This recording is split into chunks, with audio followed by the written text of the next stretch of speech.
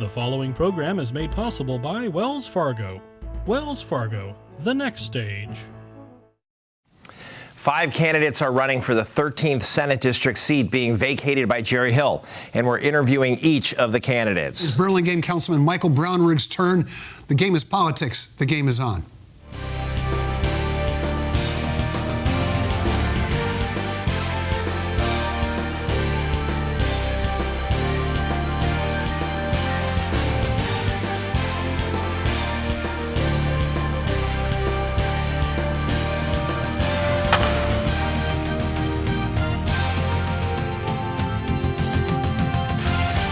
Hi, I'm Kevin Mullen. And I'm Mark Simon. Welcome to the game. With popular incumbent state senator Jerry Hill termed out, 5 Democrats are in a wide-open race to replace him in the 13th Senate District seat. In September, we will be holding an hour-long forum with all of the candidates that will air right here on Peninsula TV. Right now, we're interviewing each of the candidates individually. It's a huge district with nearly 1 million residents, and it ranges from South San Francisco in the north to Sunnyvale in the south. Our guest is Burlingame Councilman Michael Brownrigg. After serving on the Planning Commission for 8 years, he won a seat on the City Council in 2009. Thank you. Good thing you're here. And was reelected in 2013 and 2017. He has been mayor twice in 2014 and 2018. He's co-founder of Total Impact Capital, a social investment firm that focuses on community-based investments on such issues as healthcare, clean water, and the environment. In 2018, he co-founded Middlebridge Capital, which buys established companies and transforms them into employee-owned companies. He served in the Foreign Service under 3 presidential administrations and was an aide to a Southern California congressman, Michael Brownrigg. Sorry, I stumbled through your introduction. It's just so long. Thank you for being here. Thank you, Mark. One of the slogans that you see on your website that you talk about in your campaign is a neighborhood state senator. A cynic, not that any of us are, might suggest that you think you're running for city council and not state senator because city councils tend to be neighborhood focused. Tell me why in a district this large with this great expanse, it makes sense to think of yourself as a neighborhood state senator.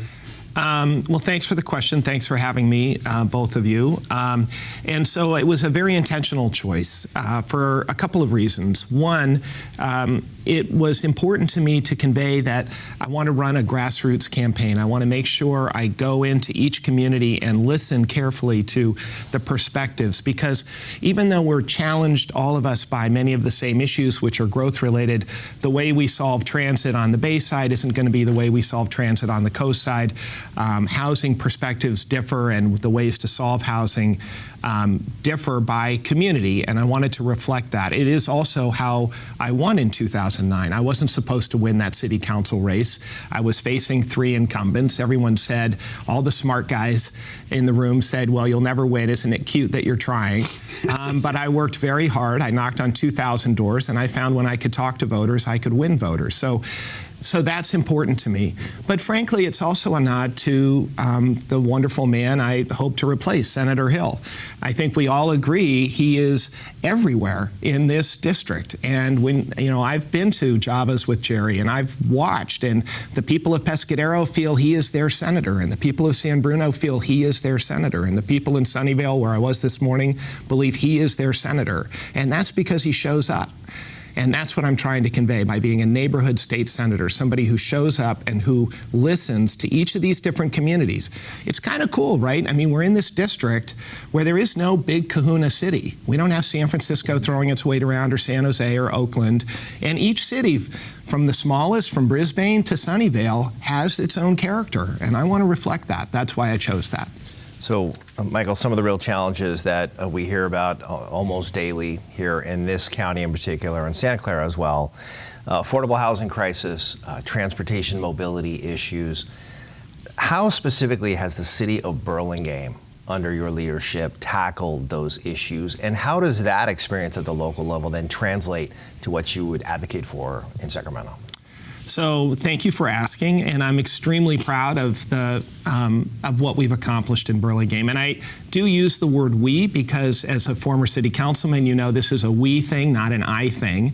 But I take pride in where we are. So, I went back over 40 years, Kevin, and looked at the housing data, and our city has grown at 0.25% a year in terms of housing units for 40 years. So basically like this.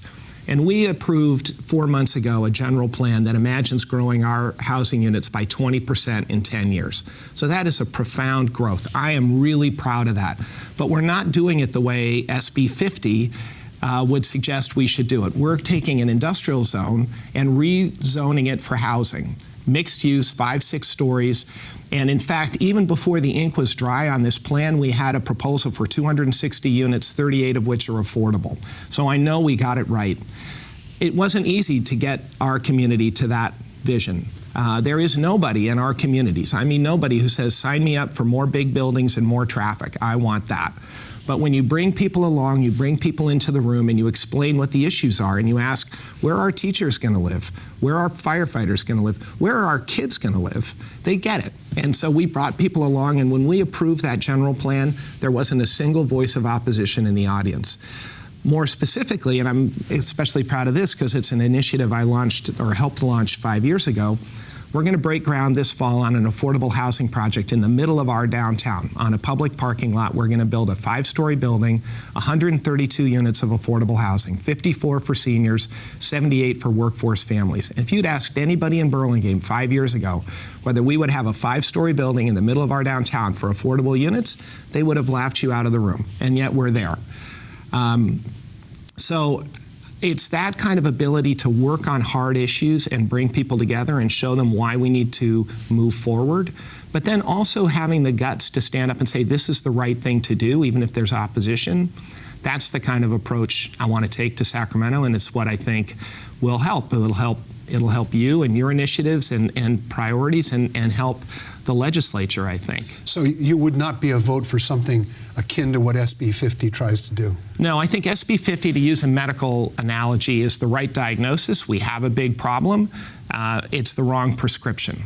We should tell people SB 50 is the legislation by State Senator Scott Wiener to essentially require cities to build high-density, high-rise developments at or near transit stations. Well, yes, but the often overlooked element of that is you only are required to allow higher density in places that are already zoned for housing. So the way we've approached this is to take an area that was not zoned for housing. SB 50 speaks not at all to that. But for us in our community, that's the best way, that's the best place for us to add density. We'll create a whole new neighborhood, which happens to be near BART and Caltrain. It's the right place for us to put density. If you look at Mountain View, SB 50 would have you put the density along El Camino and the Caltrain corridor, but where the jobs are is on the Bay side. Where you want to put housing in Mountain View so you don't create even worse crosstown traffic is on the Bay side. So thank you, Google, for the $1 billion pledge. Thank you to the Council of Mountain View for leaning into putting housing where it should be in that community, not the one-size-fits-all approach of SB 50. You talk about housing, you automatically talk about transportation. Yeah. What do you think needs to be done in that area? A massive amount. So one, I'm super excited about Caltrain's plan to triple capacity. I think we need to lean into that. I sometimes say, so I was born and raised on the peninsula. I was born in Santa Clara County. I've been raising my family in San Mateo County, so I know this area and I've seen it change over the years. And so when I was a kid, there was one center of the universe. It was San Francisco. It's where all the jobs and restaurants and theater was. And then when I was a boy, this other thing called Silicon Valley starts somewhere, like 5 miles from my home. And now we have these two universes. But in all of that time, San Mateo County and northern Santa Clara County remain sort of bedroom communities that are the outer orbit of these two universes. But what happens is those two universes become one big universe. We become the center of the universe. And so we need to shift. This is the evolution we're all going through. We need to shift our thinking from thinking of ourselves as sleepy bedroom communities where it's okay to have one train an hour or a couple of buses, into small cities and small cities, guess what? They have transit. They have a lot of transit. So we have better rail. We need to lean into the Caltrain modernization. We probably need to bring BART around the Bay. We need to add another bridge across the Bay. And these are all things that small cities deserve and expect. And by the way, that doesn't mean we have to give up the single-family home neighborhoods. We can do both. We're going to take a quick break. Stick around. We'll be right back with State Senate candidate Michael Brownrigg.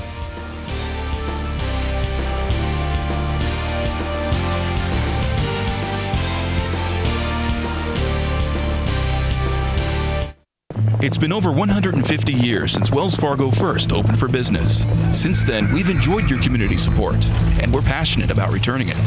Every day, Wells Fargo team members roll up their sleeves and donate their time to organizations and charitable groups throughout the Bay Area. Nationally, we've committed even more. In just the past 2 years alone, we've donated over $70 million to support schools and educational programs. It's a commitment we're proud of. Wells Fargo, the next stage.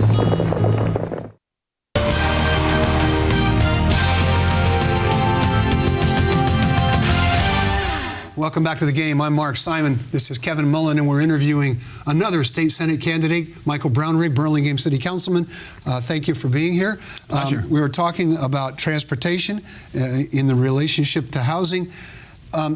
Is there an answer that's going to resolve the terrible congestion that people are struggling with? You talk about every city, but most commuters don't commute within the city. Right. Most people in San Mateo County, half the county leaves the county to go to someplace else for their jobs. Right. So there's still a huge out-migration as And well as large in-migration. Right. So there are a lot of environmentalists who don't want to build another bridge across the bay. How do you get over some of the resistance you'll get to a true transportation network? Well, so that question could be asked about so many different issues, right? There's resistance. How are you going to get over it? And that's, I think, what the goal of leadership is to bring people into a room, make sure people listen and understand what their concerns are, but then ultimately make a decision and lead. And so when it comes to transportation, I really do believe that better rail transit in particular. So I've lived around the world. I've lived in Hong Kong, I've lived in Washington, D.C. in the Foreign Service, I've lived in London. People will take transit as long as it comes frequently enough so that you don't have to look at the schedule. You just know if you show up, there'll be a train in 15 minutes. And if you miss it, you don't have to wait an hour, right? So by improving rail transit in particular, we will make a big difference to quality of life, and we will get cars off the road. The improvements to 101 that we're looking at, I think, will make a difference. I think improving 92 and 101 will help. But we do need more infrastructure, and especially rail. My partner here has focused a lot on political reform. It's not unusual at all. In fact, it's customary almost for a legislator to have a couple of issues in which they really have some expertise in their primary focus. What would be your primary focus legislatively? Well, I think what I talk about when I go around the district, and we've held 40 house parties in 20 cities so far. So we've talked to hundreds of voters around this district, and I talk about the ACE agenda, so affordability, climate, and education. And if I have to pick two, obviously affordability comes first, because I feel like our communities are eroding out from under us. I don't want to become London of the late 1800s, where there's some rich people and then a lot of very poor people and nobody in between. And I feel like the trends that we've set in motion, if we don't address them aggressively, will push out working families, push out the middle class, push out teachers and other essential service providers. I mean, the number of nonprofits who come to me saying, I don't know how we stay in business. I go, well, is that a budget issue? No, we can't find people, right? So it is a crisis. So affordability has to come first, and that means housing, but it's not just housing, right? It's also affordable and accessible childcare, because we can't have two working parents holding on like this and one whole paycheck go to childcare. That's if you can find childcare that's open early enough to drop off your child or late enough to pick them up. So we have to lean into that. We have to lean into transit. By the way, my thinking on this has changed over the years. I used to be a big fare box recovery guy. How much money is this thing making, and is it covering, and all the users should make sure they cover the costs. But if you think about the incentives that creates, it creates the incentive to drive up ticket prices, which then decreases passengers. I think maybe the metric should be, how many people do you actually carry? How many people are you moving? That's the success ratio. I think we should look at that as a success ratio, and I think that would lead to different kinds of investments, quite honestly. Those are some of the ways I think about that problem of affordability. On climate, I'm happy to talk climate. It is a desperately important problem, especially for our district, because we're bounded by both the bay and the ocean. And so I'll be releasing some thoughts on this in the next 2 to 3 weeks that really sets my vision of bringing California to a zero carbon energy stream much more rapidly than we've set up in the state. So we get to pat ourselves on the back appropriately. We're leading the country. The problem is we're not leading fast enough. So we need to much more rapidly move to zero carbon energy. I think we can do it, but it'll be a heavy lift. And then before we go to break, you mentioned education, 40% of the budget. It's a huge issue. The legislature and the governor in recent years have been pumping money into education, and we're gradually creeping up in the per pupil funding rankings, if you will, with the other states. What would you do on education?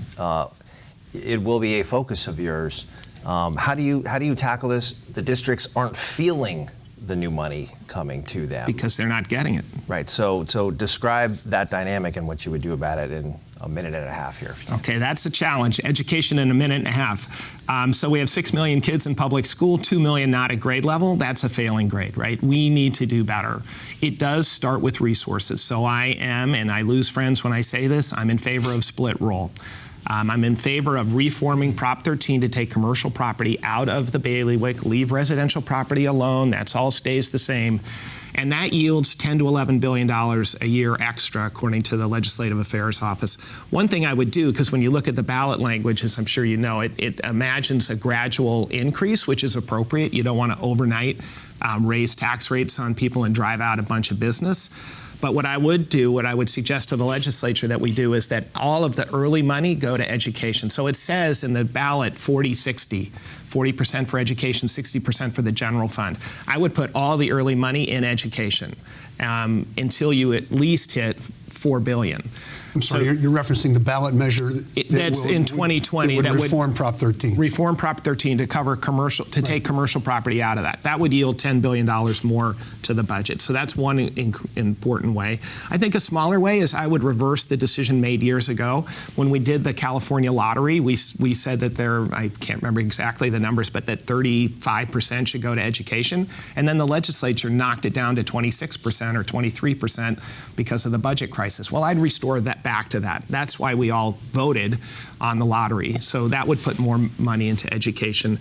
And then I think we need to look at some of, I'm not sure exactly how, but to help teachers and principals be more successful in the traditional public schools, to maybe free them up to try new things, because what we're doing now just isn't working well enough. We're going to take another break. Stick around. We'll be right back with State Senate candidate Michael Brownrigg.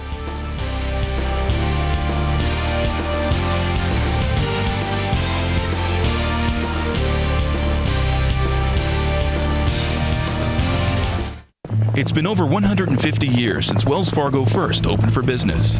Since then, we've enjoyed your community support, and we're passionate about returning it. Every day, Wells Fargo team members roll up their sleeves and donate their time to organizations and charitable groups throughout the Bay Area. Nationally, we've committed even more. In just the past 2 years alone, we've donated over $70 million to support schools and educational programs. It's a commitment we're proud of. Wells Fargo, the next stage.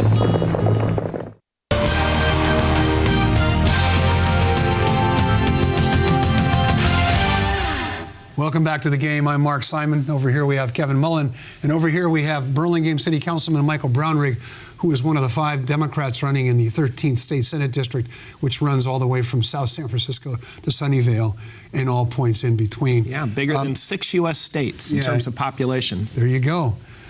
Unfortunately, you're not running in South Dakota, and you might be doing well there. We were talking a lot about what you're going to try to get done and what sort of focus you're going to bring, and that starts with what sort of experience and therefore credibility you'll have among your colleagues. Yeah.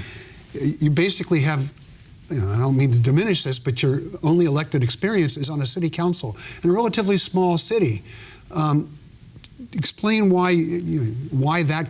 how that prepares you for something, a 40-member body, or adding the assembly to the 120-member body that's dealing with issues throughout the entire state. Right. So, I looked back, Mark, as I was pulling together my materials and my thoughts last fall for this race, and I realized I have 30 years of public service. So this is a commitment for me that's been a lifetime commitment. The first third of my career, I was a U.S. diplomat. I worked around the world on very complicated issues. I worked on issues that brought interest groups together like soybean farmers and pharmaceutical guys and banks, and then had to work with the other side, with the Japanese or the Chinese or the European Union. I've lived and worked in the Middle East. I've lived and worked in Asia, and I've lived and worked in Washington, D.C. in the federal government. So I actually have a very broad perspective of how compromises come together and how programs get launched. And I've thought about issues that are bigger than the zip code. That said, I'm very proud of the 18 years of local government service I have. I sometimes say the reason so many local officials start on Planning Commission is because, you know, those decisions, nobody pays attention to them. They don't get covered in the newspaper. But when Mark wants to add a second floor to his home and Kevin lives next door and is worried about his privacy, and you come to me on the Planning Commission, I have to make a decision. I have to find a way, hopefully, to get you guys to see eye to eye. But at the end of the day, I have to make a decision and move forward. And I'm going to make one of you unhappy, probably. And that's something you have to get comfortable with, and that's training. So being effective in government is not the same as being effective in business.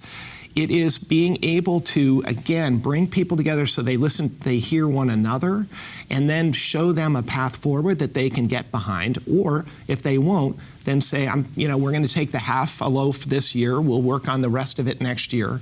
Let's move on. And that, frankly, happens at cities of 4,000 in Brisbane and 150,000 in Sunnyvale and everything in between. And if you look at my record of accomplishment, whether it's on the garbage board, where we're doing amazing things to pull waste, organic waste out of the waste stream, or it's on at the city council level where we've done housing and roads, and we have a solution for El Camino. Nobody would have thought we could fix El Camino, and I've brought us there. So I'm proud of that, and I think that's the kind of record you can build on. So, Michael, you and I have had some conversations off camera, sometimes on the basketball court, about tax reform in California and the volatility of the income structure in our state and how it affects the state budget. You talked about the Prop 13 corporate loophole. Would you try to advocate for changing the way we do taxes in California? What might that look like? And would that be a priority? It doesn't fall directly under the ACE agenda, right, but I know you care about this. So what do we do about that? So I think fiscal responsibility should fall under everybody's agenda. We have lived in the last, I think there are a lot of local officials, frankly, who don't remember hard times, but I do. I was elected in 2009, and at that point, Burlingame was talking about outsourcing its police, closing a branch library. Those were hard times. Now, I ran in part to change that, and I'm proud to say that we preserved our police department in-house. We preserved the branch library. So fiscal responsibility should be everybody's priority, in my view. In terms of the volatility, it's a real problem for the state. We are proud that we are a highly progressive state in terms of taxation. I think that's okay. It means that because we put such a large burden on the very wealthy to provide capital, and most of that money comes out of the stock market, our state budget is then really correlated to the health of the stock market. And what that means practically, because there are many people who will go, I don't care, so what? Is that then when the stock market takes a dip and tax revenues get hit by 20%, like you guys had to deal with in the last downturn, it's education who takes it on the chin. It's all of the essential services. So. And it is, it is a very progressive state. So our tax rate goes from, in terms of personal income tax, goes from 1% to 13%. New York, which is another progressive state, goes from 4% to 8%. So it's a different choice. I think if we were to look at a mix, I would lean into finding ways to stabilize that revenue. So one of the things that the split roll will do is lead to more stable income, more predictable income, because property tax doesn't move that way. I'm intrigued by the notion of looking at changing the sales tax. So sales tax is a highly regressive tax. The poor pay a higher proportion of their income on goods.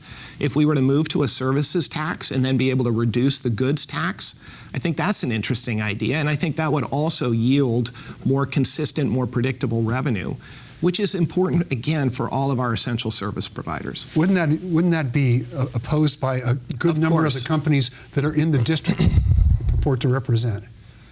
Well, look, every tax, there's nobody who says, yeah, tax me more. So tax always leads to tough discussions. But again, I think predictability of revenue is something that everybody should support. And when it comes to the corporates, I sometimes say in the old days, and which weren't that long ago, there were really two worlds. There was the private sector. I've spent 20 years in the private sector. I have a huge regard for risk takers. I've helped support guys taking risk. I'm proud of the companies that we've put in business and that we've supported. And so whenever somebody, I tell people the most nervous I've ever been is when I had to run one of our companies and I worried about making payroll. Like that's, no matter what you're dealing with in the legislature, when you have people's livelihood in your hand, that is a scary feeling. So I have a huge respect for people who are starting and working in business. But I think the old dichotomy was, we're the private sector, we do jobs, we do prosperity. You government people, you do sidewalks and police and parks, and you don't tell me what to do and I won't tell you what to do. But increasingly, especially on this peninsula where these issues confound both of us and impact both of us, where are our employees going to live? What about our schools if we can't get teachers? There's a partnership that's emerging between government and big corporates, and I like that. I thank you, Facebook, for offering $500 million for a new bridge. Thank you, Google, for making a $1 billion pledge. I think there's more willingness for government to lean in and say, how can we work together, and for the corporates to respond by saying, yes, we need to do that. So, but look, and nobody loves taxes. I'm not kidding myself on that. Well, and that's all the time we have for, so we'll end with you not kidding yourself. Thank you for being with us. Michael Brownrigg, running for the State Senate in the 13th District, Democrat from Burlingame City Council. I'm Mark Simon. And I'm Kevin Mullen. And thank you for being with us. And join us next time on The Game.